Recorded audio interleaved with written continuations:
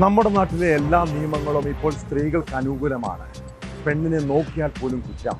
പരസ്പര സമ്മതത്തോടെ ലൈംഗിക ബന്ധത്തിൽ ഏർപ്പെട്ട ശേഷം പിന്നീട് സ്ത്രീകൾ പീഡന പരാതി നൽകിയാൽ കേസ്. എന്തിനു പറയുന്നു?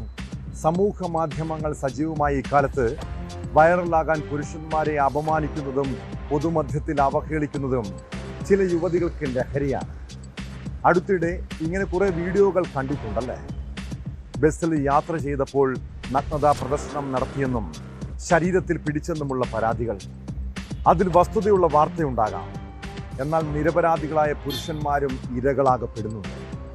ഒരു തെറ്റും ചെയ്യാത്ത ഒരു മനുഷ്യനെ ഇങ്ങനെ വേട്ടയാടുമ്പോൾ അയാൾക്കും കുടുംബവും ഭാര്യയും മക്കളുമൊക്കെ ഉണ്ടെന്ന് ഓർക്കണം. കോഴിക്കോട് വടകരയിലെ ദീപക് എന്ന ചെറുപ്പക്കാരൻ്റെ വീഡിയോ സമൂഹ മാധ്യമങ്ങളിൽ വൈറലായതാണ്. പിന്നീട് കേട്ടത് അയാളുടെ മരണവാർത്ത. ഇവിടെ ആരാണ് കുറ്റക്കാർ? ദീപകിന്റെ മരണത്തിന് ഉത്തരവാദിയായ യുവതിക്കെതിരെ കേസെടുക്കേണ്ടതല്ലേ? വിശദമായി പരിശോധിക്കുകയാണ് പോലീസ് പട്രോൾ. സ്വാഗതം.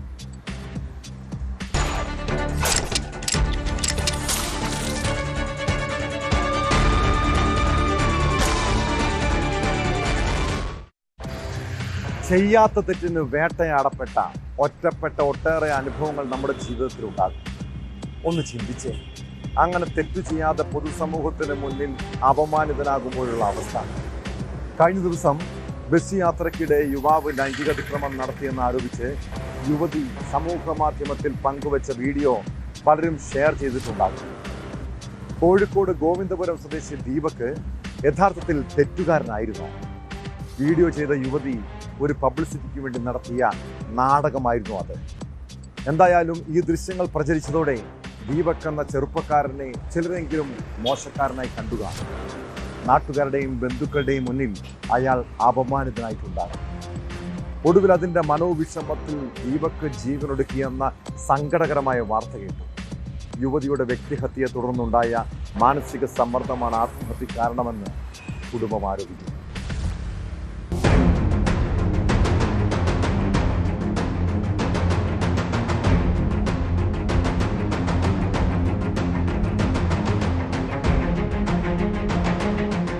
കഴിഞ്ഞ വെള്ളിയാഴ്ചയായിരുന്നു സംഭവങ്ങൾക്ക് തുടക്കം. കണ്ണൂരിലേക്കുള്ള യാത്രയ്ക്കിടെ പയ്യന്നൂർ ഭാഗത്ത് ദീപക് അപമര്യാദയായി പെരുമാറിയെന്നായിരുന്നു യുവതിയുടെ ആരോപണം. ദുരുദ്ദേശത്തോടെ യുവാവ് ശരീരത്തിൽ സ്പർശിച്ചുവെന്നാരോപിച്ച് യുവതി വടകര പോലീസിൽ പരാതി നൽകി. ബസ്സിൽ നിന്ന് യുവതി ചിത്രീകരിച്ച ദൃശ്യങ്ങൾ സമൂഹമാധ്യമത്തിൽ പോസ്റ്റ് ചെയ്തിരുന്നു.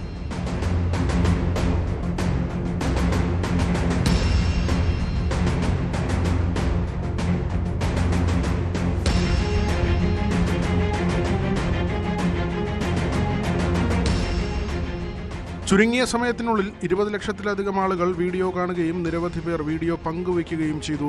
ഇതിന് പിന്നാലെ ഞായറാഴ്ച പുലർച്ചെ ദീപകിനെ വീട്ടിൽ തൂങ്ങി മരിച്ച നിലയിൽ കണ്ടെത്തി. വസ്തുതാവിരുദ്ധമായ പ്രചരണമാണ് യുവതി നടത്തിയതെന്നും കടുത്ത മാനസിക സംഘർഷത്തെ തുടർന്നാണ് ദീപക് ആത്മഹത്യ ചെയ്തതെന്നും യുവാവിന്റെ കുടുംബം ആരോപിച്ചു. അവന് നല്ല നീറ്റുള്ളൊരു കുട്ടിയായിരുന്നു. ഇങ്ങനൊരു സംഭവം ഉണ്ടായതൊന്നും ഞങ്ങൾ അറിഞ്ഞില്ല. മരിച്ചതിൻ്റെ ശേഷമാണ് അറിയുന്നത്. ഇന്നിപ്പം വീഡിയോയിൽ ഇതൊക്കെ കാണുമ്പോഴാണ് ഇങ്ങനെയാണ് ഇതിൻ്റെ സംഭവം എന്ന് പറയുന്നത്. നിയമ നടപടി ഇവിടുന്ന് ഇവര് പോയിട്ട് ആരുള്ള SI-നായിട്ടൊക്കെ സംസാരിച്ചിരുന്നാണ്. CI-നായിട്ട് CI അതിന് വേണ്ടിയിട്ട് പ്രതികരിച്ചിട്ടില്ല. അതുപോലെ മലയാളിനെ ഇന്നലെ വിളിച്ചിരുന്നു പറഞ്ഞാൽ മലയാളി പറഞ്ഞാൽ ഒന്നും പേടിക്കണ്ട, നമുക്ക് ലീഗലായിട്ട് വേണമെങ്കിൽ നോക്കാമെന്ന് പറഞ്ഞു. സ്നേഹിതന്മാരൊക്കെ എല്ലാവരും അവന് സപ്പോർട്ടാണ്. പക്ഷേ അവൻ ഇത് ചെയ്യുന്നുള്ളത് ആരും അറിയില്ല. വീഡിയോയിലൂടെ യുവതി വ്യക്തിഹത്യ നടത്തിയെന്നും കണ്ടന്റ് ക്രിയേഷൻ ലക്ഷ്യമിട്ട് തെറ്റിദ്ധാരണാജനകമായ വീഡിയോ ചിത്രീകരണമാണ് യുവതി നടത്തിയതെന്നും ആരോപണമുണ്ട്. സോഷ്യൽ മീഡിയയിൽ കണ്ടന്റ് ക്രിയേറ്റ് ചെയ്ത് റീച്ച് കൂടുന്നതിന് വേണ്ടിയിട്ട് ചില പെൺകുട്ടികൾ ഇറങ്ങി തിരിച്ചിട്ടുണ്ട്. യഥാർത്ഥത്തിൽ ആത്മാഭിമാനമുള്ള പെൺകുട്ടികൾക്ക് പോലും അപമാനമാണ് ഇത്. ഇന്നിപ്പോൾ ഒരു പയ്യൻ തൂങ്ങി മരിക്കപ്പെട്ടിരിക്കുകയാണ്. നമ്മൾ മനസ്സിലാക്കേണ്ട, ആൺകുട്ടിക്ക് ഒരു ആത്മാഭിമാനം, പെൺകുട്ടിക്ക് വേറൊരു ആത്മാഭിമാനം ഒന്നുമില്ല. എല്ലാവർക്കും ഉള്ളത് ആത്മാഭിമാനമാണ്. ഇപ്പോൾ ഈ വീഡിയോ നിങ്ങൾ ശ്രദ്ധിക്കുക. ഈ വീഡിയോയിൽ അതിനകത്ത് ഒരു വീഡിയോയിൽ ഈ പയ്യൻ ടച്ച് ചെയ്യുന്ന പോലും ഇല്ല. രണ്ടാമതൊരു വീഡിയോ. അപ്പോൾ ഇത് വീഡിയോ ഉണ്ടാക്കാൻ വേണ്ടി ഇവർ തന്നെ തൊട്ടടുത്തേക്ക് പോവുകയാണ്. ഒരു കൈ ടച്ച് ചെയ്ത് എന്ന് പറഞ്ഞുകൊണ്ട് അത് സോഷ്യൽ മീഡിയയുടെ വ്യാപകമായി പ്രചരിപ്പിക്കുകയാണ്. അതിന്റെ ആഘാതത്തിൽ, ആ മനോവിഷമത്തിലാണ് ഇദ്ദേഹം തൂങ്ങി മരിച്ചിട്ടുള്ളത്. ദീപക് ജീവനൊടുക്കിയ സംഭവത്തിൽ അസ്വാഭാവിക മരണത്തിന് കോഴിക്കോട് മെഡിക്കൽ കോളേജ് പോലീസ് കേസെടുത്തു. സംഭവത്തിന്റെ എല്ലാ വശങ്ങളും പരിശോധിക്കാനാണ് പോലീസിന്റെ തീരുമാനം.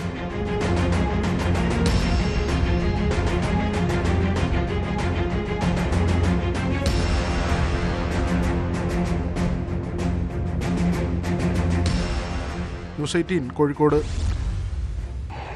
നമ്മളൊക്കെ വെക്കേഷൻ ആഘോഷിക്കാനും വിനോദസഞ്ചാരത്തിനുമൊക്കെ പലയിടങ്ങളിലും യാത്ര ചെയ്യുന്നവരാണ്. എന്നാൽ പങ്കാളിയുമായി അപരിചിതമായ സ്ഥലത്ത് തനിച്ചു പോകാതിരിക്കാൻ ശ്രദ്ധിക്കണം. പ്രത്യേകിച്ച് ഹോട്ടലുകളിൽ മുറിയെടുക്കുമ്പോൾ അത് സുരക്ഷിതമാണോ എന്ന് ഉറപ്പുവരുത്തണം.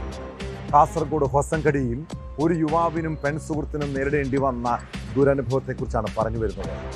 അവിടെ അതിക്രമിച്ച് കയറി 3 അംഗ സംഘം യുവാവിനെയും പെൺസുഹൃത്തിനെയും ഒന്നിച്ചിരുത്തി നഗ്നചിത്രമെടുത്ത് ഭീഷണിപ്പെടുത്തി ഫോണും പണവും തട്ടിയെടുത്തു. കേസിൽ ഒരാളെ പോലീസ് അറസ്റ്റ് ചെയ്തു. മറ്റു പ്രതികൾക്ക് വേണ്ടി പോലീസ് തിരച്ചിൽ തുടരുകയാണ്.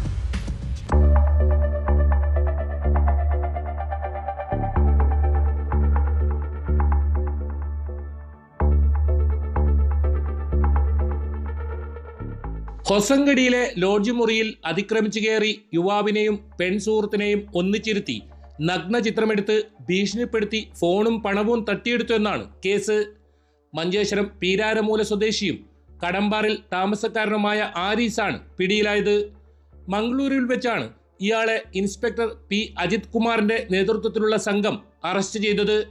പ്രതികൾ കർണാടകയിലേക്ക് കടന്നുവെന്ന വിവരത്തെ തുടർന്ന് വ്യാപക പരിശോധനയാണ് നടത്തിയത്. ഒരു പ്രതി രക്ഷപ്പെട്ടു.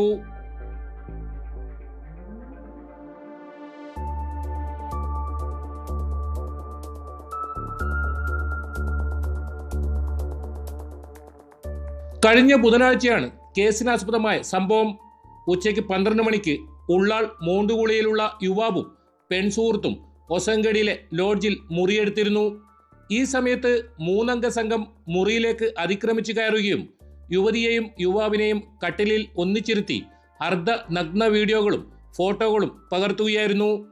2 ലക്ഷം രൂപ നൽകിയില്ലെങ്കിൽ ചിത്രങ്ങൾ സോഷ്യൽ മീഡിയയിലൂടെ പ്രചരിപ്പിക്കുമെന്ന് ഭീഷണിപ്പെടുത്തി മൊബൈൽ ഫോണും 5000 രൂപയും തട്ടിയെടുത്തുവെന്നും പരാതിയിൽ പറയുന്നു. കോടതിയിൽ ഹാജരാക്കിയ പ്രതിയെ റിമാൻഡ് ചെയ്തു.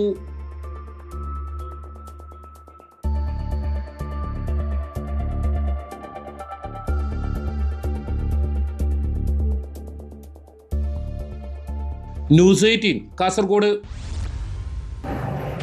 നൈറ്റ് ലൈഫ് ആസ്വദിക്കുന്നവരാണ് കൊച്ചി നഗരത്തിൽ താമസിക്കുന്നവർ. രാത്രി സമയങ്ങളിൽ ജോലി കഴിഞ്ഞ് യാത്ര ചെയ്യുന്ന ഒട്ടേറെ സ്ത്രീകളെയും കാണാം. എന്നാൽ ഇരുട്ടിൻ്റെ മറവിൽ ആക്രമികൾ പലയിടത്തും പതിയിരിക്കുന്നുണ്ട്. തനിച്ച് യാത്ര ചെയ്യുന്ന സ്ത്രീകളെ ആക്രമിക്കും. പലരും നാണക്കേട് കാരണം പുറത്തു പറയാറില്ല. പക്ഷെ കഴിഞ്ഞ ദിവസം ഇതുപോലെ പൊതുസ്ഥലത്ത് വെച്ച് പരസ്യമായി ആക്രമിക്കപ്പെട്ട ഒരു യുവതി പോലീസിനെ സമീപിച്ചു. സംഭവത്തിൽ കേസെടുത്ത് അന്വേഷണം ആരംഭിച്ച പോലീസ് പ്രതികളെ കണ്ടെത്താൻ 500ഓളം CCTVകളാണ് പരിശോധിച്ചത്. ഒടുവിൽ അക്രമികൾ പിടികൂടുകയും ചെയ്തു. 18ഉം 19ഉം വയസ്സുള്ള മുഹമ്മദ് അൻഷാദ്, മുഹമ്മദ് റാസിഖ് എന്നിവരെ എറണാകുളം നോർത്ത് പോലീസാണ് അറസ്റ്റ് ചെയ്തത്. നിരവധി സ്ത്രീകൾ ലൈംഗിക അതിക്രമത്തിന് ഇരകളായെന്നാണ് വിവരം.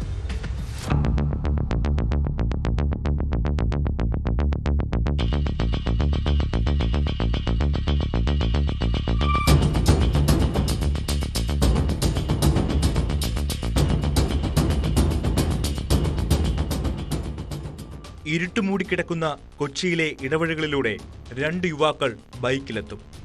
ഒറ്റയ്ക്ക് നടക്കുന്ന സ്ത്രീകളുടെ സ്വകാര്യ ഭാഗങ്ങളിൽ പിടിച്ച ശേഷം ബൈക്കിൽ കടന്നുകളയും.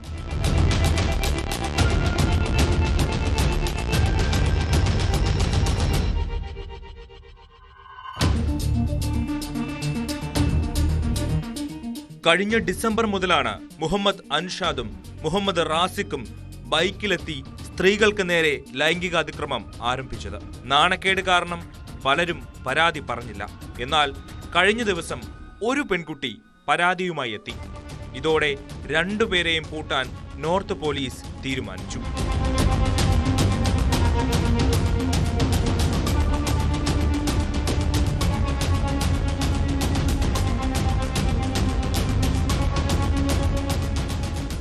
പെൺകുട്ടി നൽകിയ ദൃശ്യവും 500 CCTV ദൃശ്യങ്ങളും പരിശോധിച്ചതിനൊടുവിൽ 2 പേരെയും ഒരുമിച്ച് പോലീസ് അറസ്റ്റ് ചെയ്തു. പല തവണ ചോദിച്ചിട്ടും പ്രതികൾ കൂടുതൽ വിവരങ്ങൾ വ്യക്തമാക്കിയിട്ടില്ല. ലൈംഗിക വൈകൃതങ്ങൾക്ക് അടിമയാണ് ഇരുവരുമെന്ന് വിലയിരുത്തലിലാണ് പോലീസ്.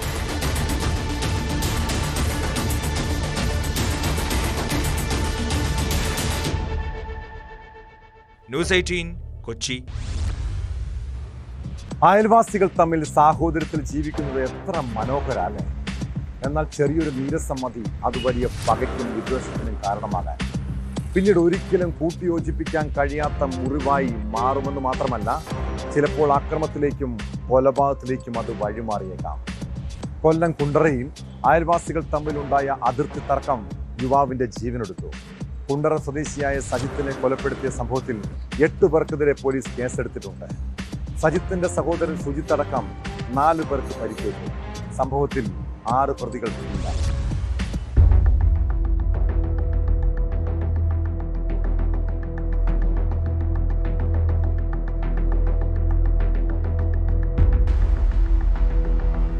അയൽവാസികൾ തമ്മിലുണ്ടായ സംഘർഷത്തിനിടെ കുത്തേറ്റാണ് കുണ്ടറ കല്ലുപാറ സ്വദേശി സജിത്ത് മരിച്ചത്. സംഘർഷത്തിൽ സജിത്തിന്റെ സഹോദരൻ സുജിത്തിനും ബന്ധു അശ്വിനും മറ്റു 2 പേർക്കും പരിക്കേറ്റിട്ടുണ്ട്. ഇവരിൽ സുജിത്തിന്റെ നില ഗുരുതരമായതിനാൽ കൊല്ലം ജില്ലാ ആശുപത്രിയിൽ ചികിത്സയിൽ കഴിയുകയാണ്. കൊല്ലം നെടുമ്പന സ്വദേശികളായ അനന്തു, പ്രസാദ്, സുനിൽ, ഷൈജു, ബൈജു, കണ്ടാലറിയാവുന്ന 3 പേർ എന്നിവർക്കെതിരെയാണ് പോലീസ് കേസെടുത്തിരിക്കുന്നത്.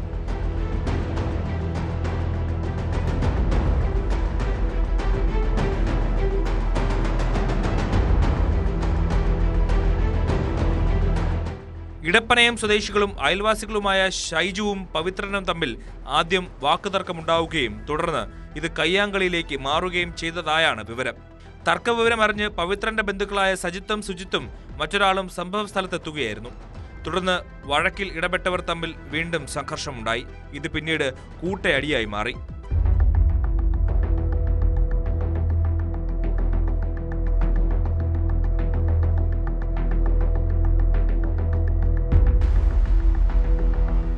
ഈ സംഘർഷത്തിനിടയിലാണ് സജിത്തിന് കുത്തേറ്റത്. ഉടൻ തന്നെ ആശുപത്രിയിൽ പ്രവേശിപ്പിച്ചെങ്കിലും ജീവൻ രക്ഷിക്കാനായില്ല. സംഭവത്തിൽ ചാത്തന്നൂർ SP-യുടെ നേതൃത്വത്തിലുള്ള പോലീസ് സംഘമാണ് അന്വേഷണം നടത്തുന്നത്.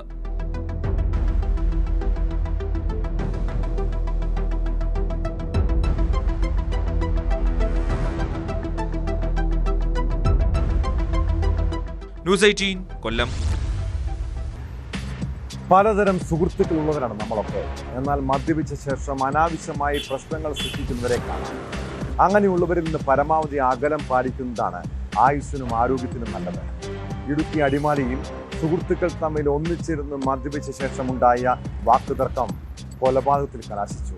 കരുനാഗപ്പള്ളി സ്വദേശി പാപ്പച്ചന്റെ മരണത്തിൽ പോലീസ് നടത്തിയ വിശദമായ അന്വേഷണമാണ് കേസിന്റെ ചുരുളയിച്ചത്. കേസിൽ സുഹൃത്ത് സിംഗുകണ്ടം സ്വദേശി ആരോഗ്യദാസിനെ അടിമാലി പോലീസ് അറസ്റ്റ് ചെയ്തു. തടിക്കഷ്ണം കൊണ്ട് തലയ്ക്ക് പിറകിലേറ്റ ക്ഷതമാണ് മരണകാരണമെന്ന് പോലീസ് പറഞ്ഞു.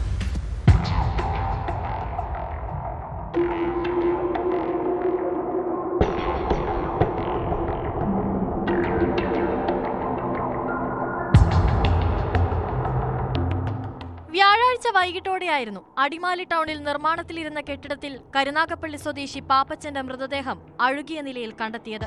സംഭവത്തിൽ പോലീസിന് തോന്നിയ ചില സംശയങ്ങളാണ് പാപ്പച്ചന്റെ മരണം കൊലപാതകമെന്ന കണ്ടെത്തലിലെത്തിയത്.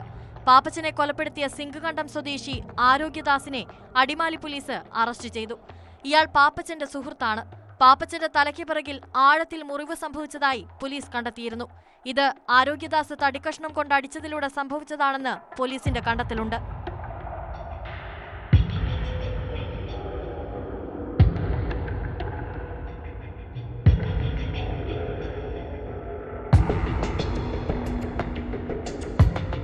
മൃതദേഹം കിടന്നിരുന്നതിന് സമീപം രക്തക്കറയും മരക്കഷ്ണവും പോലീസ് കണ്ടെത്തിയിരുന്നു. കഴിഞ്ഞ മാസം 22-ന് സംഭവം നടന്നതായാണ് പോലീസ് കണ്ടെത്തിയിട്ടുള്ളത്. കൊലപാതകം നടക്കും മുൻപ് പാപ്പച്ചനും ആരോഗ്യദാസും ബാറിലിരുന്ന് മദ്യപിച്ചതായും പോലീസ് കണ്ടെത്തി. ഈ സമയം ഇരുവരും തമ്മിൽ വാക്കുതർക്കമുണ്ടായി.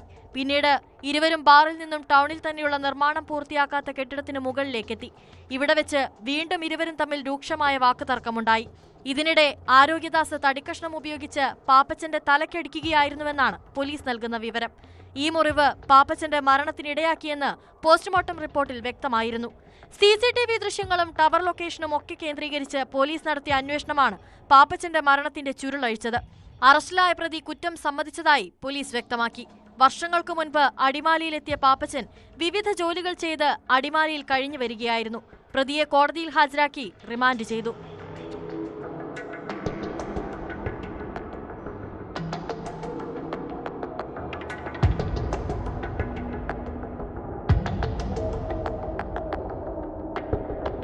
ന്യൂസ് 18 ഇടുക്കി. തിരുവനന്തപുരം നെയ്യാറ്റിൻകരയിലെ 1 വയസ്സുകാരൻ ഇഹാന് എന്താണ് സംഭവിച്ചത്? ബിസ്ക്കറ്റ് കഴിച്ചതിന് പിന്നാലെ കുഞ്ഞു കുഴഞ്ഞു വീണ് മരിച്ച സംഭവത്തിൽ ചില സംശയങ്ങൾ. ഷിജിൽ കൃഷ്ണപ്രിയ ദമ്പതികളുടെ ഏക മകൻ ഇഹാന്റെ മരണത്തിൽ ദുരൂഹത ആരോപിച്ച് കുട്ടിയുടെ അമ്മയുടെ കുടുംബം രംഗത്തെത്തി. കുട്ടിക്ക് മറ്റാരോഗ്യ പ്രശ്നങ്ങൾ ഇല്ലായിരുന്നുവെന്നും ദേഹത്ത് പരിക്കേറ്റ പാടുകൾ ഉണ്ടായിരുന്നുവെന്നുമാണ് ആരോപണം. കുട്ടിയുടെ പിതാവ് പോലീസിന്റെ നിരീക്ഷണത്തിലാണ്. പോസ്റ്റ്മോർട്ടം റിപ്പോർട്ട് കിട്ടിയാലേ മരണകാരണം വ്യക്തമാകും.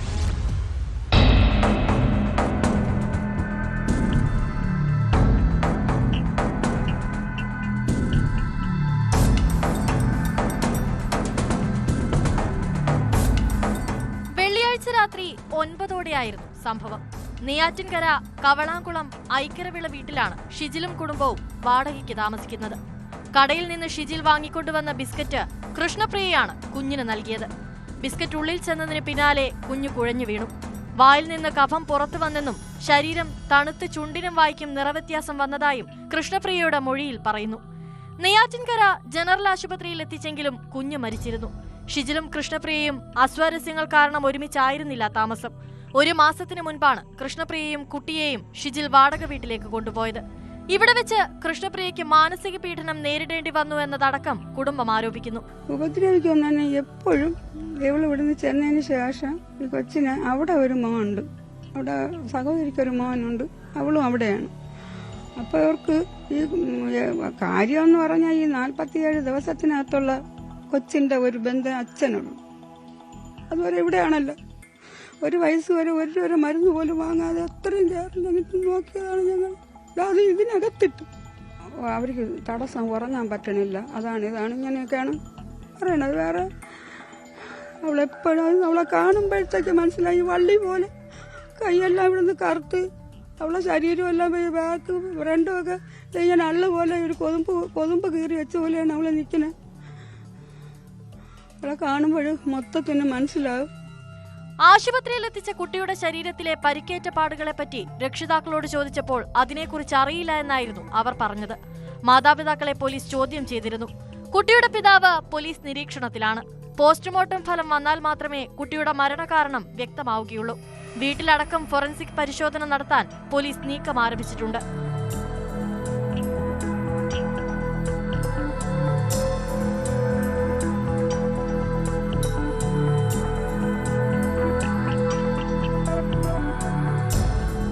ന്യൂസ് 18 തിരുവനന്തപുരം. നിങ്ങളൊരു സംശയരോഗിയാണോ? നിങ്ങളുടെ പങ്കാളിയുടെ ഫോണിലേക്ക് ഒരാൾ വിളിച്ചാലോ ഭാര്യയുടെ നമ്പർ സുഹൃത്തിൻ്റെ കൈവശമുണ്ടെന്നറിഞ്ഞാലോ എന്തായിരിക്കും പ്രതികരണം? സ്വന്തം ഭാര്യയെ വിശ്വാസമുണ്ടെങ്കിൽ പിന്നെ എന്തിനവരെ സംശയിക്കണം?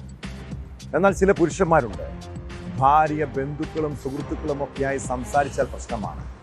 കൊല്ലം ആയൂരിൽ ബന്ധുവിൻ്റെ ഫോണിൽ ഭാര്യയുടെ നമ്പർ കണ്ടതിനെ ചൊല്ലിയുണ്ടായ പ്രശ്നം വലിയ അക്രമത്തിലാണ് കലാശിച്ചത്.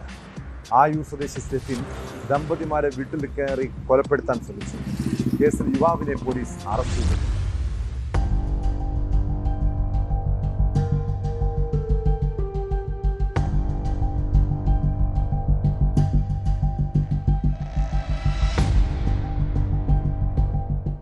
ആയൂർ സ്വദേശി 28-കാരൻ സ്റ്റെഫിനാണ് ചടയമംഗലം പോലീസിന്റെ പിടിയിലായത്.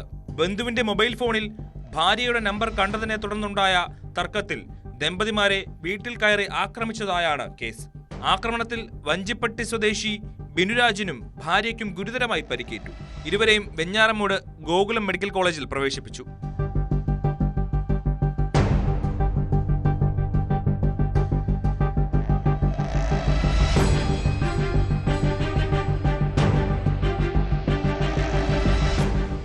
ഇരു കുടുംബങ്ങളും തമ്മിൽ വർഷങ്ങളായി ശത്രുതയിലാണെന്ന് പോലീസ് പറയുന്നു.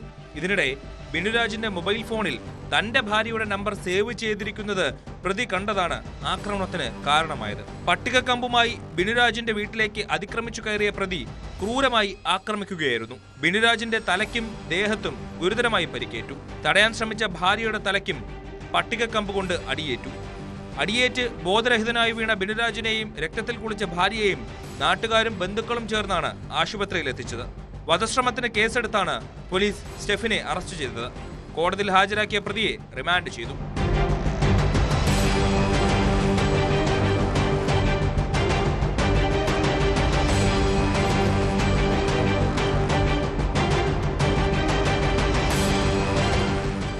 ന്യൂസ് 18 കൊട്ടാരക്കര. തട്ടിപ്പ് കേസ് പ്രതിക്ക് കൂട്ട് പോലീസും വക്കീലും. പരാതിക്കാരെ ഫോണിൽ വിളിച്ച് ഭീഷണിപ്പെടുത്തുന്നതും കേസുകൾ ഒതുക്കുന്നതുമെല്ലാം ഉന്നതരാണ്. CSR ഫണ്ടിന്റെ പേരിൽ സോളാർ തട്ടിപ്പ് കേസ് പ്രതി ബിജു രാധാകൃഷ്ണന്റെ തട്ടിപ്പുകൾക്ക് കൂട്ടുനിൽക്കുന്നവരെ കുറിച്ചാണ് പറയുന്നത്. ബിജു സന്നദ്ധ സംഘടനകളിൽ നിന്ന് പണം തട്ടിയെന്ന ആരോപണത്തിൽ പരാതിക്കാരെ അഡ്വക്കേറ്റ് നിഷ പീറ്റർ ഭീഷണിപ്പെടുത്തുന്ന ശബ്ദ സന്ദേശം പുറത്തുവന്നു. തട്ടിപ്പുമായി ബന്ധപ്പെട്ട് തെളിവുകളടക്കാൻ ന്യൂസ് 18 വാർത്ത നൽകിയതിന് പിന്നാലെ പണം നഷ്ടമായവർ പരാതി നൽകിയെങ്കിലും കേസെടുക്കാതെ പോലീസ് ഒളിച്ചുകളി തുടരുകയാണ്. തട്ടിപ്പിന്റെ തെളിവുകൾ ഇല്ലാതാക്കി ബിജുവും കൂട്ടാളികളും കാക്കനാട്ടെ ഓഫീസ് ഒഴിയുകയും ചെയ്തു.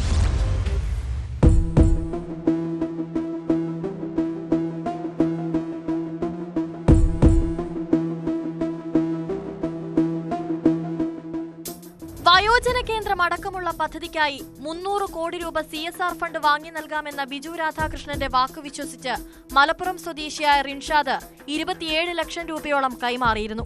മാസങ്ങൾ കഴിഞ്ഞിട്ടും CSR ഫണ്ട് അനുവദിക്കപ്പെട്ടില്ല. നൽകിയ പണം മടക്കി നൽകണമെന്ന് പലവട്ടം ആവശ്യപ്പെട്ടു.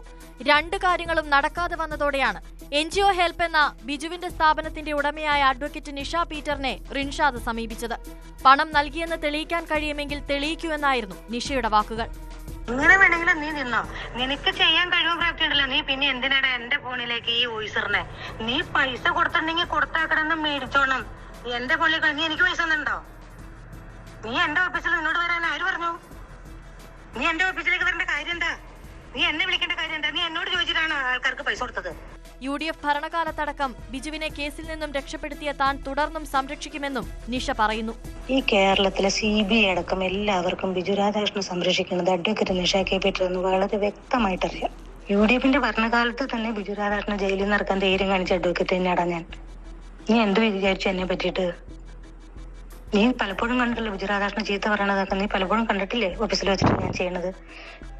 ഒരു കച്ചവടം നീ നിഷ കെ പീറ്റർ നടക്കണ്ട. ബിജുവിനും സ്ഥാപനത്തിനുമെതിരെ മുഖ്യമന്ത്രിക്കടക്കം പരാതി നൽകിയെങ്കിലും കേസെടുക്കാതെ പോലീസ് ഒളിച്ചുകളി തുടരുകയാണ്. രഹസ്യാന്വേഷണ വിഭാഗം പ്രാഥമിക പരിശോധന നടത്തി ബിജുവിന്റെ തട്ടിപ്പുമായി ബന്ധപ്പെട്ട് റിപ്പോർട്ടുകൾ നൽകിയിരുന്നു. ആൾമാറാട്ടം, വഞ്ചന, സാമ്പത്തിക തട്ടിപ്പുകൾ എന്നിവയടക്കമുള്ള കാര്യങ്ങൾ ന്യൂസ് 18 പുറത്തുവിട്ട റിപ്പോർട്ടുകളിലും വ്യക്തമായിരുന്നു.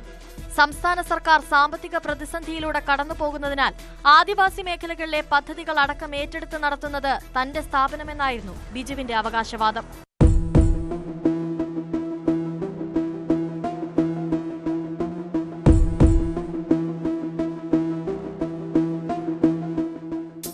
പോലീസ് കേസെടുക്കുന്നതിൽ മെല്ലെപ്പോക്ക് തുടരുന്നതിനിടെ നിരവധി പേരെ തട്ടിപ്പിനിരയാക്കിയതായി ആരോപണമുയർന്ന കാക്കനാട്ടെ മെറിഡിയൻ പ്രൊജക്ട് പ്രൊഫഷണൽസ് എന്ന സ്ഥാപനത്തിന്റെ പ്രവർത്തനം അവസാനിപ്പിച്ചു. കെട്ടിടത്തിൽ നിന്നും ഒഴിഞ്ഞു പോകണമെന്ന് ഉടമ ആവശ്യപ്പെട്ടതിന് തൊട്ടു പിന്നാലെ കെട്ടിടത്തിൽ നിന്നും ഓഫീസ് രേഖകളും കമ്പ്യൂട്ടറുകളും അടക്കം മാറ്റി. CCTVകളും രേഖകളും അടക്കം മാറ്റിയതിനാൽ ഓഫീസിൽ സമീപകാലത്തായി വന്നുപോയവരെക്കുറിച്ചും തട്ടിപ്പിനിരയായവരെക്കുറിച്ചും വിവരശേഖരണത്തിനുള്ള സാധ്യതകളും അടഞ്ഞു. പണം നഷ്ടപ്പെട്ടെന്ന പരാതിയുമായി ഇടപാടുകാർ എത്തിയതിനെ തുടർന്ന് കൊച്ചി പനമ്പള്ളി നഗറിലെ ഓഫീസ് ഒറ്റ രാത്രി കൊണ്ട് അടച്ചുപൂട്ടി ബിജുവും കൂട്ടരും മുങ്ങിയിരുന്നു.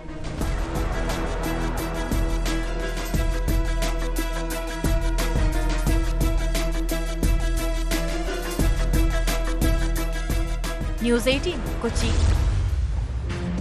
ശബരിമലയിൽ നിന്ന് ഉണ്ണികൃഷ്ണൻ പോറ്റി കൊണ്ടുപോയ കട്ടിളപ്പാളിയിലും ദ്വാരപാലക ശില്പങ്ങളിലും സ്വർണം കുറവെന്ന് കണ്ടെത്തൽ. വൻ സ്വർണ്ണക്കൊള്ള നടന്നതായി BSSC നടത്തിയ ശാസ്ത്രീയ പരിശോധനയിലാണ് തെളിഞ്ഞത്. പാളികളിലെ സ്വർണത്തിലും ഭാരത്തിലും വ്യത്യാസം കണ്ടെത്തിയിട്ടുണ്ട്. പരിശോധനാ ഫല റിപ്പോർട്ട് കേസിലേറെ നിർണായകമാണ്. അന്വേഷണ പുരോഗതി റിപ്പോർട്ട് ഉടൻ SIT ഹൈക്കോടതിയിൽ സമർപ്പിക്കും.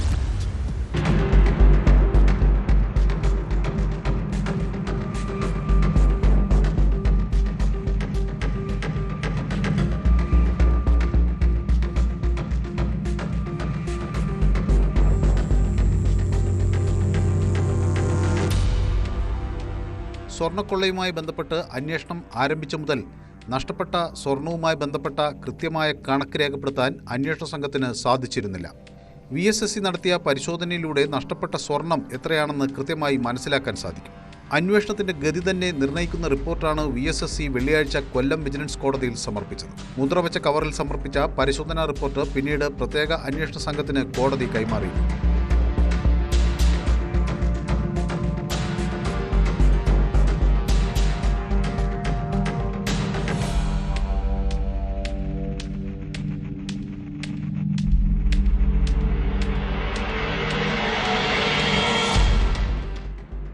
1998 വിജയ് മല്യയുടെ UB ഗ്രൂപ്പ് സ്വർണം പൊതിഞ്ഞ മറ്റു പാളികളും പോറ്റി സ്വർണം പൂശി തിരികെ എത്തിച്ച പാളികളും താരതമ്യ പരിശോധന നടത്തിയാണ് VSSC റിപ്പോർട്ട് തയ്യാറാക്കിയിട്ടുള്ളത്. 1998 പൊതിഞ്ഞ സ്വർണത്തിന്റെ അളവ് കുറഞ്ഞു. പാളികളിലെ സ്വർണത്തിൽ വ്യത്യാസവും കണ്ടെത്തിയിട്ടുണ്ട്. പാളികളുടെ ഭാരത്തിലും വ്യത്യാസം കണ്ടെത്തിയിട്ടുണ്ട്. VSSCയിൽ നിന്നുള്ള റിപ്പോർട്ട് വിശദമായി പഠിച്ച് SITയുടെ വിലയിരുത്തൽ അടക്കമുള്ള റിപ്പോർട്ടാണ് ഹൈക്കോടതിയിൽ സമർപ്പിക്കുക. SIT തലവൻ ADGP H. വെങ്കടേഷ് ഹൈക്കോടതിയിൽ നേരിട്ട് ഹാജരായി വിശദീകരിക്കുമെന്നാണ് സൂചന.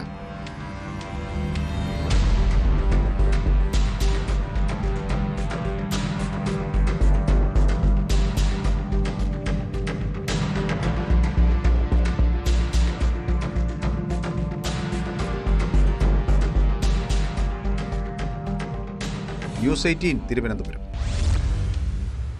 പേര് ബിജു, വട്ടപ്പേര് കാമാക്ഷി SI. ഇടുക്കി കട്ടപ്പനയിലെ കുപ്രസിദ്ധ കള്ളനാണ് ഇയാൾ.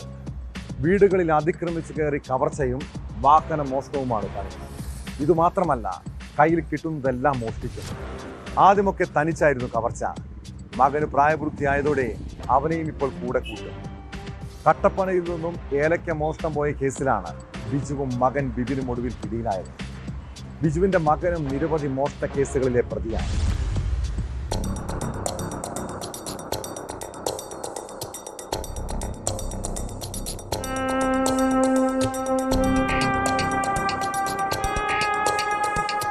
കേരളത്തിലെ വിവിധ പ്രദേശങ്ങളിൽ ഭവനഭേദന കേസുകളിലും വാഹനമോഷണങ്ങളിലും പ്രതിയായ കാമാക്ഷി വലിയപറമ്പിൽ വീട്ടിൽ കാമാക്ഷി SI എന്ന് വിളിക്കുന്ന ബിജു, മകൻ ബിബിൻ ബിജു എന്നിവരെയാണ് കട്ടപ്പന പോലീസ് പിടികൂടിയത്.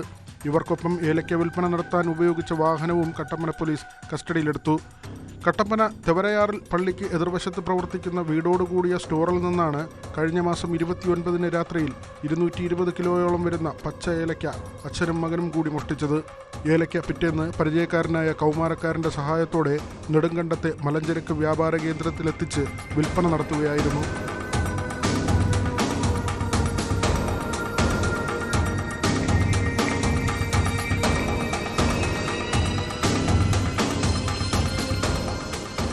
കട്ടപ്പന DYSP VA നിഷാദ് മോന്റെ നേതൃത്വത്തിലുള്ള സംഘമാണ് പ്രതികളെ പിടികൂടിയത്. മോഷണം നടത്തി കിട്ടുന്ന തുക കൊണ്ട് ആഡംബര വാഹനങ്ങളും വസ്തുവകകളും വാങ്ങിക്കൂട്ടുന്ന ബിജുവിന്റെ പേരിൽ കേരളത്തിലെ വിവിധ പോലീസ് സ്റ്റേഷനുകളിലായി 500ഓളം മോഷണ കേസുകളുണ്ട്. വിവിധ കേസുകളിലായി 15 വർഷത്തോളം ജയിൽ ശിക്ഷ അനുഭവിച്ചിട്ടുണ്ട്. പീരുമേട് ജയിലിൽ കഴിഞ്ഞിരുന്ന ബിജുവിനെ 2023 ഫെബ്രുവരിയിൽ കാപ്പ ചുമത്തി വിയ്യൂർ സെൻട്രൽ ജയിലിലേക്ക് മാറ്റിയിരുന്നു. ബിജുവിന്റെ മകനും നിരവധി മോഷണ കേസുകളിൽ പ്രതിയാണ്. ഇരുവരെയും കോടതിയിൽ ഹാജരാക്കി റിമാൻഡ് ചെയ്തു.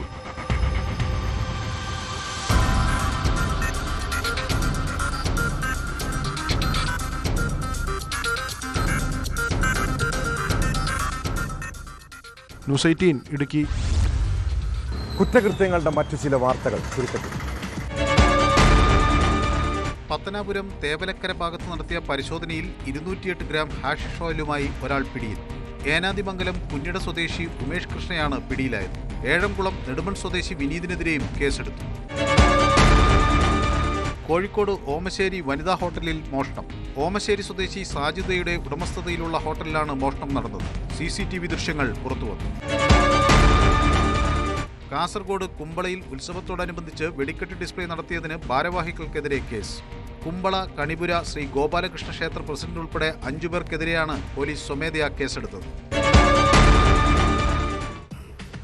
നമ്മുടെ സമൂഹത്തിൽ നിരവധി പെൺകുട്ടികൾ ലൈംഗിക ചൂഷണത്തിന് ഇരകളാകുന്നുണ്ട്. അവർക്ക് നീതി കിട്ടണമെന്ന കാര്യത്തിൽ ആർക്കും തർക്കമില്ല. എന്നാൽ ഇക്കാലത്ത് ചില പീഡന പരാതികളിലെങ്കിലും സംശയങ്ങൾ ഉയരുന്നു. കേസ് കോടതിയിലെത്തുന്നതിന് മുൻപ് സമൂഹ മാധ്യമങ്ങളിൽ വിചാരണയും വിധി പ്രസ്താവവും നടക്കും.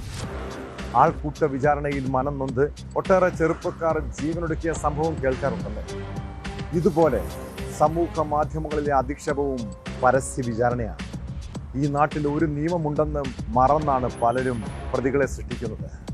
ബസ്സിനുള്ളിൽ വെച്ച് യുവാവ് അധിക്ഷേപിച്ചെന്ന രീതിയിൽ ഒരു യുവതി സൈബറിടത്ത് പങ്കുവച്ച വീഡിയോ വ്യാപകമായി പ്രചരിച്ചിരുന്നു. അതിൽ കോഴിക്കോട് സ്വദേശി ദീപക് ചെയ്ത കുറ്റം എന്താണെന്ന് ഇപ്പോഴും മനസ്സിലാകുന്നില്ല. പക്ഷേ പൊതുസമൂഹത്തിന് മുന്നിൽ അപമാനിക്കപ്പെട്ടത് ആ ചെറുപ്പക്കാരനെ മാനസികമായി തകർത്തുക. പിന്നാലെയുണ്ടായ ആത്മഹത്യ നമ്മൾ ചർച്ച ചെയ്യേണ്ടതാണ്. നിയമവും നീതിയും പുരുഷന് കൂടി അവകാശപ്പെട്ടതാണ്. നാളെ ഈ വിധി നിങ്ങളുടെ അച്ഛനും സഹോദരനും മകനും ഉണ്ടാകുമെന്ന് തിരിച്ചറിയാൻ കൊള്ളാം. ഇതോടെ പോലീസ് റിപ്പോർട്ട് പൂർണ്ണമാകും.